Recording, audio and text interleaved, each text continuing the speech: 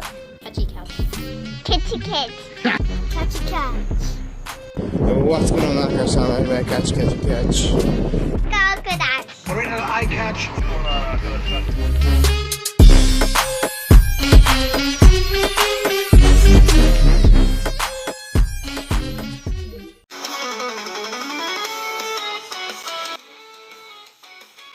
Good afternoon, all.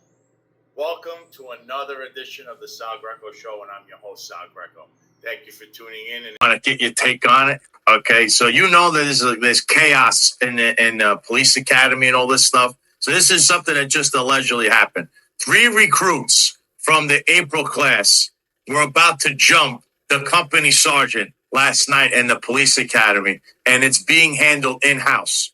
In-house means there is no criminal investigation. It's just everything's being handled inside the police academy within the supervisors there. They were all from the April class, all with no Anderson review. Apparently, they gave them CDs, which is command disciplines, and moved them to another tour.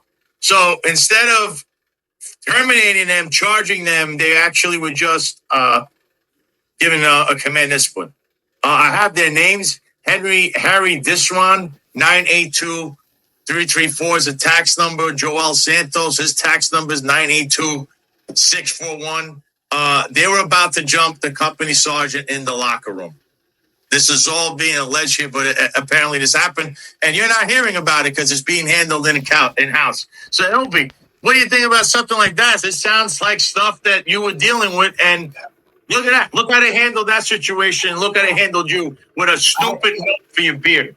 I told you, I don't know if you see my Instagram. I said nothing but the truth, honest to God.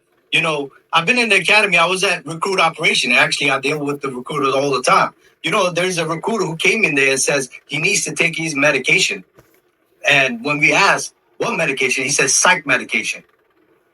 So there was a recruit who was related to one of the chiefs who got into some kind of domestic gun involved in Brooklyn. I forgot the kid's name. I think he graduated. He made it to the academy. And then there was another kid who had 3 surgeries. He made it through the academy. And there was kids who came positive on marijuana. They were in the academy. There was a phone conversation that I heard. They were holding about 50 recruits on hold for psychs, and they need to make 700. They were short 30 cops, recruits. They told them to pass immediately so they can come to I've seen it all. The time that they disband the run so everybody can pass through.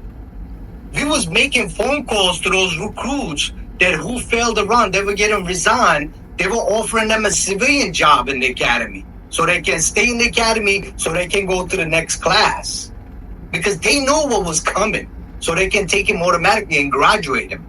And they did that too. I'm actually getting an update too on this thing I mentioned about the police academy.